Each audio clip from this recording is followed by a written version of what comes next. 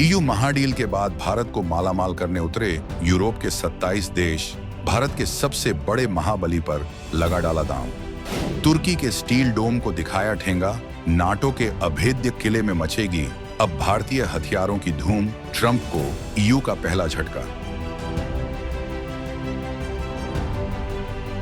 America के एकाधिकार का होगा अंत। भारत के प्रोजेक्ट कुशा ने रातों रात बदल दी महाशक्तियों की बाजी। चीन की हाइपरसोनिक मिसाइलों का काल बनकर उभरा भारत सैकड़ों किलोमीटर दूर से ही दुश्मन हो जाएगा ढेर। रूस और यूक्रेन की जंग से डरे यूरोप को अब सिर्फ भारत पर भरोसा। 27 देशों ने एक सुर में कहा, हमें भारत का कवच चाहिए। पेंटागन में मची खलबली। क्या यूरोप और अमेरिका की पुरानी दोस्ती में भारत ने डाल दी है परमानेंट दरार? दोस्तों, इतिहास गवाह है कि जब भी दुनिया की दिशा बदलती है तो उसकी शुरुआत एक छोटी सी चिंगारी से होती है। लेकिन आज मैं जिस चिंगारी की बात करने जा रहा हूं वो कोई मामूली चिंगारी नहीं, बल्कि एक ज्वालामुखी का विस्फोट है। अभी तो दुनिया भारत और यूरोप के बीच हुए उस ऐतिहासिक फ्री ट्रेड एग्रीमेंट FTA की स्याही सूखने का इंतजार ही कर रही थी। अभी तो टीवी चैनलों पर डिबेट चल ही रही थी कि इससे भारत का व्यापार कितना बढ़ेगा कि अचानक, जी हां, अचानक एक ऐसा विस्फोट हुआ है जिसकी गूंज वॉशिंगटन के व्हाइट हाउस से लेकर तुर्की के राष्ट्रपति भवन तक सुनाई दे रही है।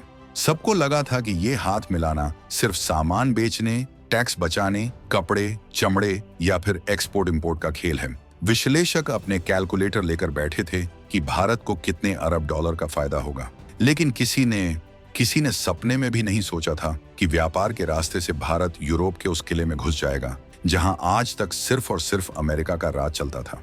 ये मामला अब रुपयों या यूरो का नहीं रहा। अब बात आ गई है जिंदगी और मौत के बीच खड़े होने वाले एक ढाल की। वो यूरोप जो अपनी सुरक्षा के लिए हमेशा पश्चिम की तरफ देखता था, जो अमेरिका की तरफ देखता था, आज अचानक पूरब की तरफ यानी हमारे भारत की तरफ उम्मीद भरी नजरों से देख रहा है। जिस यूरोप को अमेरिका अपनी जागीर समझता था, आज वही यूरोप भारत के एक ऐसे ब्रह्मास्त्र का दीवाना हो गया है जो अभी पूरी तरह तैनात भी नहीं हुआ है। आखिर ऐसा क्या है भारत के पास जिसने नाटो की पुरानी दोस्ती में दरार डाल दी है? किस तरह से भारत के साथ डील करते ही यूरोप के 27 देशों ने भारत के सबसे विध्वंसक महाबली पर सिग्नल दे दिया है? अमेरिका को छोड़ भारत के हथियारों का फैन बना नाटो अब भारत के साथ होने वाली है इतिहास की सबसे बड़ी डील। क्यों अमेरिका अपने ही दोस्तों को धोखेबाज कहने पर मजबूर हो गया है? और क्यों तुर्की, जो खुद को मुस्लिम दुनिया का खलीफा और हथियारों का सौदागर समझता है, खून के घूंट पीकर रह गया है? यह सिर्फ एक डिफेंस डील की आहट नहीं है, ये वैश्विक ताकत के संतुलन बदलने का शंखनाद है। ये कहानी है उस भारत की जो अब दुनिया से मांगता नहीं बल्कि दुनिया को देता है। हम आपको बताएंगे इस धमाकेदार जियोपॉलिटिकल थ्रिलर की पूरी कहानी, जिसमें सस्पेंस है, धोखा है और भारत का बढ़ता हुआ कद है। तो अपनी कुर्सी की पेटी बांध लीजिए, क्योंकि ये सफर आपको गर्व से भर देगा। बने रहिएगा वीडियो पर अंत तक, क्योंकि क्लाइमैक्स में एक ऐसा खुलासा है जो आपके होश उड़ा देगा। और इस संबंध में आपके जो भी विचार हों कमेंट में लिखकर जरूर बताइएगा। तो चलिए इस पूरे मामले की परतें खोलते हैं और समझते हैं कि आखिर हवा का रुख इतनी तेजी से क्यों बदला है। कहानी की शुरुआत होती है उस सिग्नल से जो यूरोप के 27 देशों के संगठन यानी यूरोपीय यूनियन से आया है। भारत और यूरोपीय यूनियन के बीच जो free trade agreement FTA sign हुआ है, उसे दुनिया भर के रक्षा विश्लेषक सिर्फ एक ट्रेड डील मान रहे थे। उन्हें लगा था कि अब भारतीय कपड़े यूरोप में सस्ते बिकेंगे, यूरोप की मशीनें भारत में आएंगी, बस बात खत्म। लेकिन असल में ये एक बहुत बड़ा मास्टर स्ट्रोक था। ये सिर्फ व्यापार नहीं, ये एक स्ट्रेटेजिक अलाइनमेंट था, यानी रणनीतिक साझेदारी। और जैसे ही ये डील फाइनल हुई, मानो पर्दे के पीछे चल रही असली फिल्म का ट्रेलर रिलीज हो गया। अमेरिका के पेंटागन में खतरे की घंटियां बजने लगी। अमेरिका ने दबी जुबान में यूरोप को धोखेबाज तक कह दिया। उधर हमारा पड़ोसी चीन तो जैसे जल भुनकर राख हो गया है। उसे समझ नहीं आ रहा कि वो भारत को लद्दाख में रोके या यूरोप के बाजारों में। और तुर्की को तो ऐसी मिर्ची लगी है कि वो बर्दाश्त नहीं कर पा रहा। सवाल ये है कि आखिर यूरोप को अचानक भारत की याद क्यों आई? क्यों पेरिस, बर्लिन और रोम में अचानक न्यू दिल्ली की चर्चा होने लगी? देखिए, आज की कड़वी सच्चाई ये है कि यूरोप अपनी हवाई सुरक्षा यानी एयर डिफेंस के लिए पूरी तरह से अमेरिका के रहमो करम पर जिंदा है। अमेरिका का पैट्रियट सिस्टम और उनका THA और D सिस्टम ही यूरोप की सुरक्षा की रीढ़ की हड्डी बना हुआ है। जब तक अमेरिका का हाथ उनके सर पर है, वो सुरक्षित महसूस करते हैं। लेकिन पिछले कुछ सालों में जो खेल हुआ है उसने यूरोप की नींद हराम कर दी है। रूस और यूक्रेन की जंग ने यूरोप की आंखों से पट्टी हटा दी है। उन्होंने देखा कि कैसे मिसाइलें रिहायशी इलाकों पर गिरती हैं।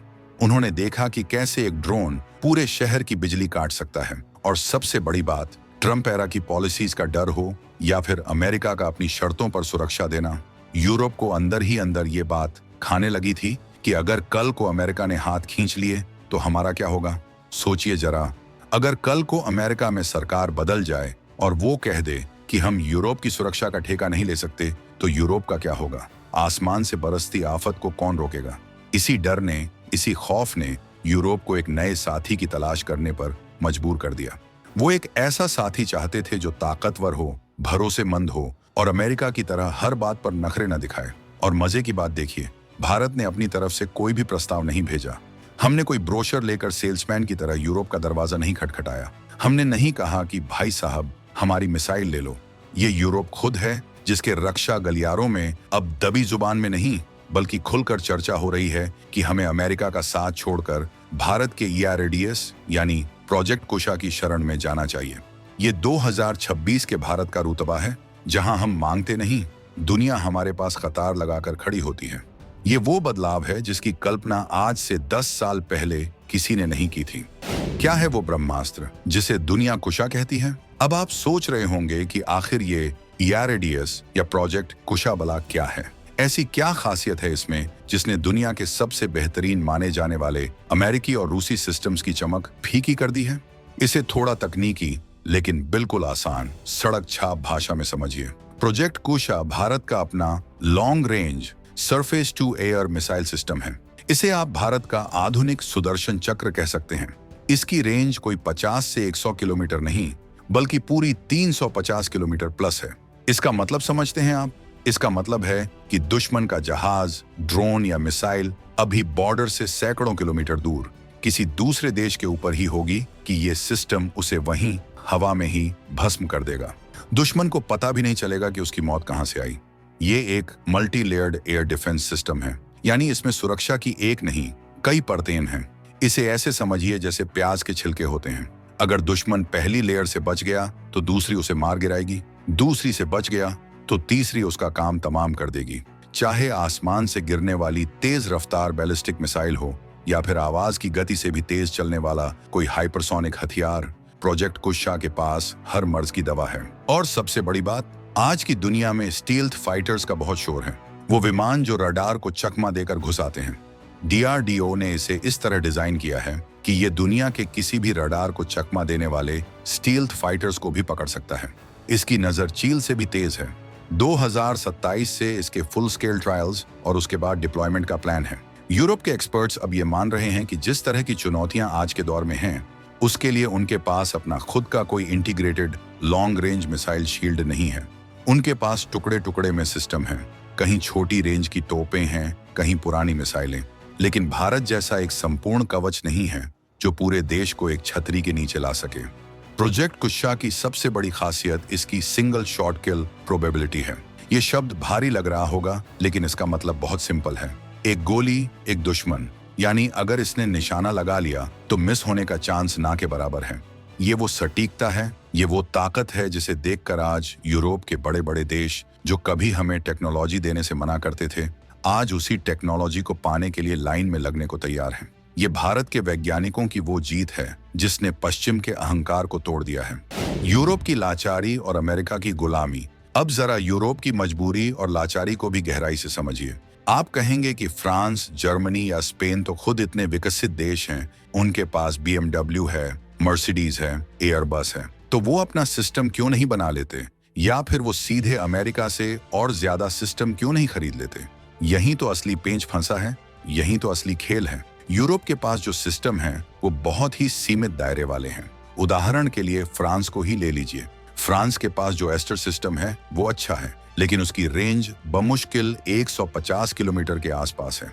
यानी अगर दुश्मन 200 किलोमीटर दूर से हमला करे तो फ्रांस कुछ नहीं कर पाएगा। जर्मनी के पास जो सिस्टम है वो 70 से 80 किलोमीटर की मिड रेंज तक ही काम करते हैं। स्पेन का हाल भी कुछ ऐसा ही है। मतलब अगर कोई लंबी दूरी की भारी भरकम मिसाइल मान लीजिए रूस की तरफ से यूरोप की तरफ आ रही हो, तो इन देशों के पास उसे रोकने का कोई ठोस इंटीग्रेटेड शील्ड यानी एक जुड़ा हुआ सुरक्षा कवच नहीं है। उनके सिस्टम बिखरे हुए हैं, आपस में बात नहीं करते। एक देश का रडार दूसरे देश की मिसाइल को गाइड नहीं कर सकता। ये बिखराव ही यूरोप की सबसे बड़ी कमजोरी है। अब सवाल आता है अमेरिका का। यूरोप अमेरिका से सिस्टम खरीद तो सकता है, पैसे की कमी नहीं है उनके पास, लेकिन उसके साथ आती है गुलामी। जी हाँ, मैं कड़े शब्द इस्तेमाल कर रहा हूं, लेकिन सच यही है। अमेरिका जब भी कोई हथियार देता है तो उसका रिमोट कंट्रोल अपने पास रखता है। सॉफ्टवेयर अपडेट अमेरिका से होगा, अगर कोई पुर्जा खराब हुआ तो वो अमेरिका से आएगा, डाटा अमेरिका के सर्वर पर जाएगा। सब कुछ वॉशिंगटन से तय होता है। यूरोप अब इस पॉलिटिकल प्रेशर और स्ट्रेटेजिक डिपेंडेंस से तंग आ चुका है। उन्हें डर है कि अगर भविष्य में उनकी नीतियां अमेरिका से अलग हुई, मान लीजिए क्लाइमेट चेंज पर या किसी और मुद्दे पर उनका झगड़ा हो गया, तो अमेरिका उनके डिफेंस सिस्टम को एक बटन दबाकर डिब्बे में बदल सकता है। सोचिए, आपकी सुरक्षा की चाबी आपके पड़ोसी के पास हो तो आपको नींद कैसे आएगी? यूरोप को नींद नहीं आ रही है, इसीलिए यूरोप अब ट्रेड में इंडिया, सिक्योरिटी में भी इंडिया की नीति पर चल पड़ा है। एफटीए के बाद उनका ये भरोसा और पक्का हो गया है कि भारत एक भरोसेमंद साथी है। भारत अमेरिका की तरह दादागिरी नहीं करता, भारत दूसरे देशों के अंदरूनी मामलों में दखल नहीं देता, भारत बराबरी की साझेदारी में विश्वास रखता है। ये बदलाव अमेरिका के लिए किसी बुरे सपने से कम नहीं है, क्योंकि अगर यूरोप हाथ से निकल गया तो अमेरिका की सुपर पावर वाली छवि पर बहुत बड़ा धब्बा लगेगा। इस पूरी कहानी में एक विलेन की एंट्री भी होती है, जिसके बिना ये थ्रिलर अधूरा है। उसका नाम है तुर्की। तुर्की का दर्द समझना भी बहुत मजेदार है, आपको हंसी भी आएगी और भारत पर गर्व भी होगा।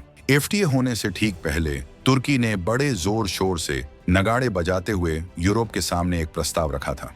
उसने यूरोप को ऑफर किया था कि भाइयों, आप हमारे steel dome missile defence project में शामिल हो जाइए। तुर्की को लगा था कि वो नाटो का सदस्य है, यूरोप के करीब है, तो यूरोप उसे ही चुनेगा। तुर्की के राष्ट्रपति एर्दोगन को लगा था कि वो इस डील के जरिए यूरोप पर अपनी धाक जमा लेंगे और खुद को एक बड़ा नेता साबित करेंगे। लेकिन हुआ क्या? यूरोप ने तुर्की के इस ऑफर को रद्दी की टोकरी में डाल दिया। किसी ने उस फाइल को खोलकर भी नहीं देखा। किसी भी बड़े यूरोपीय देश ने इसमें रत्ती भर भी दिलचस्पी नहीं दिखाई। न कोई ऑफिशियल सपोर्ट आया, न कोई सीरियस मीटिंग हुई। सोचिए, किसी को शादी का कार्ड भेजो और वो लिफाफा खोले बिना ही वापस कर दे। वैसा ही हाल हुआ तुर्की का। ये तुर्की के मुंह पर एक करारा तमाचा था। और अब जब बिना किसी ऑफर के, बिना किसी मार्केटिंग के वही यूरोप भारत के प्रोजेक्ट कुशा के कसीदे पढ़ रहा है, तो तुर्की का तिल मिलाना लाजिमी है। तुर्की के राष्ट्रपति भवन में सन्नाटा पसरा है।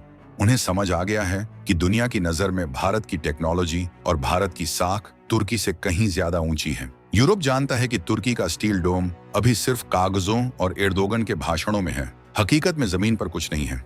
जबकि भारत का डिफेंस प्रोग्राम एक ठोस हकीकत है। डीआरडीओ ने जो करके दिखाया है वो सबके सामने है। तुर्की की ये छिड़ इसलिए भी है क्योंकि वो खुद को मुस्लिम दुनिया का लीडर बनाकर पेश करना चाहता है, पाकिस्तान का बड़ा भाई बनता है। लेकिन जब हाईटेक टेक्नोलॉजी और भरोसे की बात आती है तो दुनिया भारत के साथ खड़ी नजर आती है। भारत की ये कूटनीतिक जीत तुर्की के जले पर नमक नहीं बल्कि तेजाब छिड़कने जैसा है।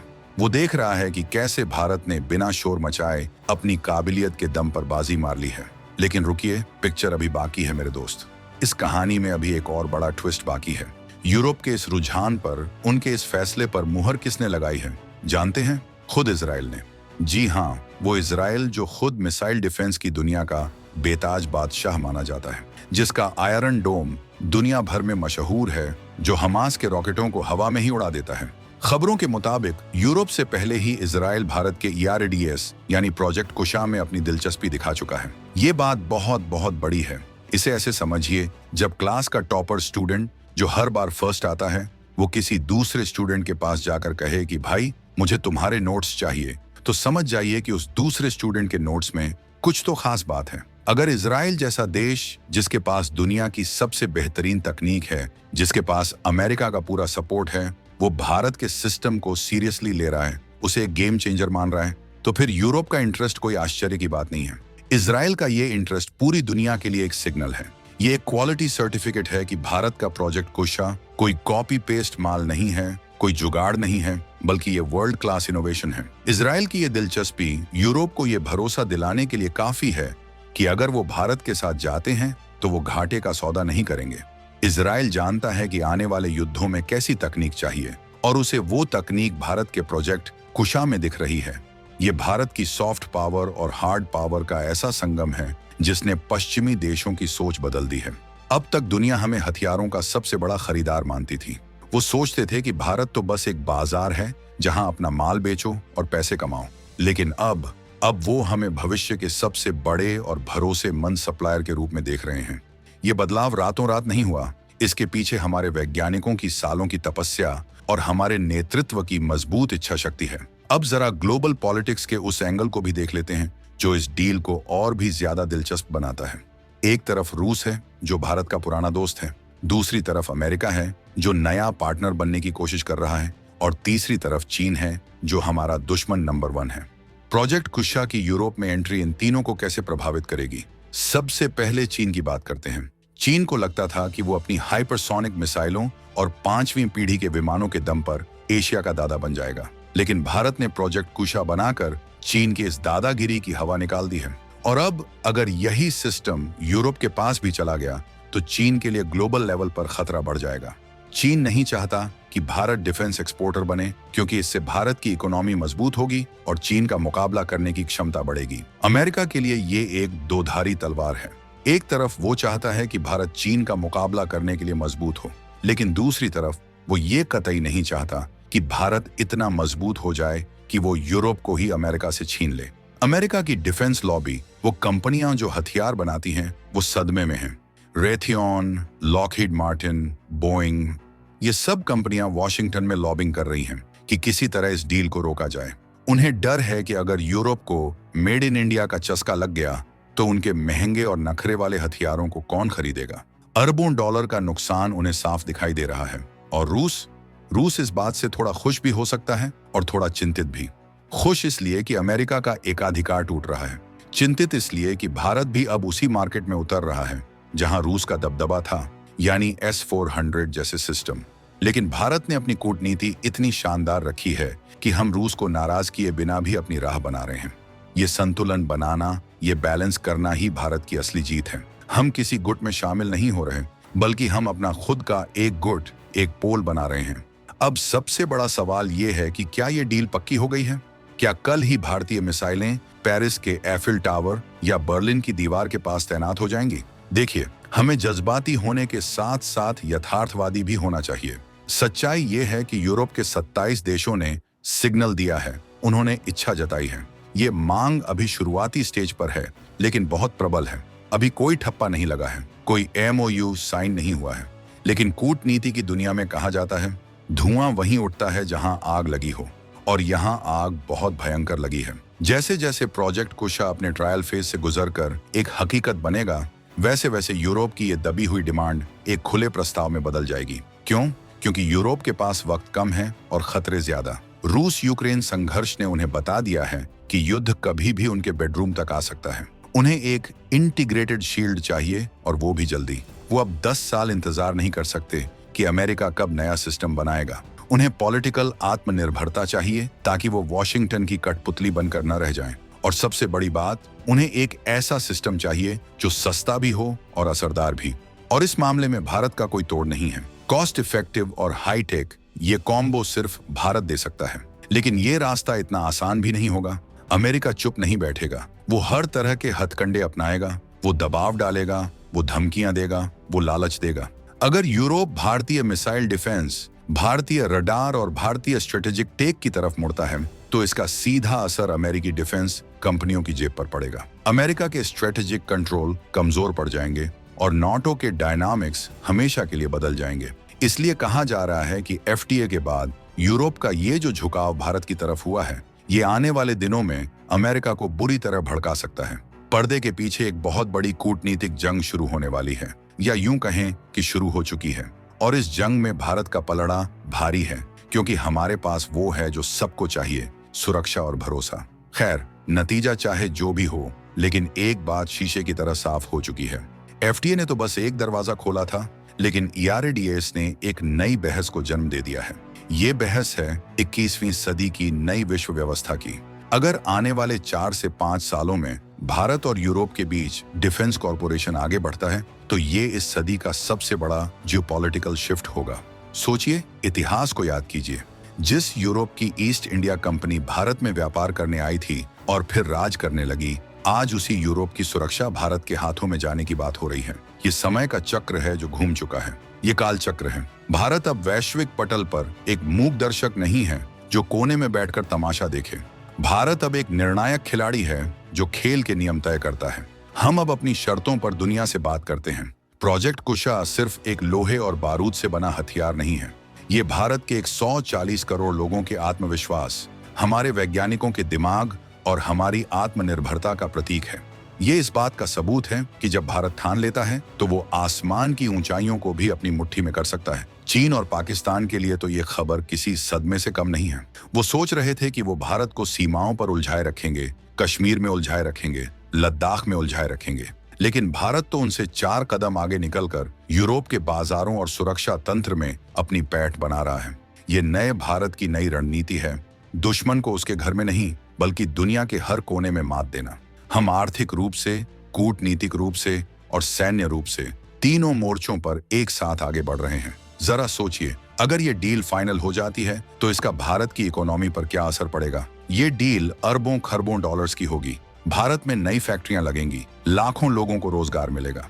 हमारा डिफेंस सेक्टर जो अब तक सिर्फ सरकार पर निर्भर था, वो ग्लोबल प्लेयर बन जाएगा। हमारे स्टार्टअप्स को, हमारे इंजीनियरों को दुनिया भर में काम करने का मौका मिलेगा। मेक इन इंडिया का इससे बड़ा उदाहरण और क्या हो सकता है। ये पैसा जब भारत आएगा तो इसका इस्तेमाल हम अपनी रिसर्च और डेवलपमेंट में करेंगे। हम और बेहतर हथियार बनाएंगे। हम 6th जनरेशन फाइटर जेट्स बनाएंगे। हम स्पेस वेपन्स बनाएंगे। यानी ये एक साइकिल है। हम हथियार बेचेंगे, पैसा कमाएंगे और उस पैसे से और ताकतवर बनेंगे। ये वो विजन है जो 2047 तक भारत को विकसित राष्ट्र बनाने की नींव रखेगा। यूरोप के साथ ये साझेदारी भारत को टेक्नोलॉजी ट्रांसफर में भी मदद करेगी। हम उनसे कुछ सीखेंगे, वो हमसे कुछ सीखेंगे। ये विन विन सिचुएशन है।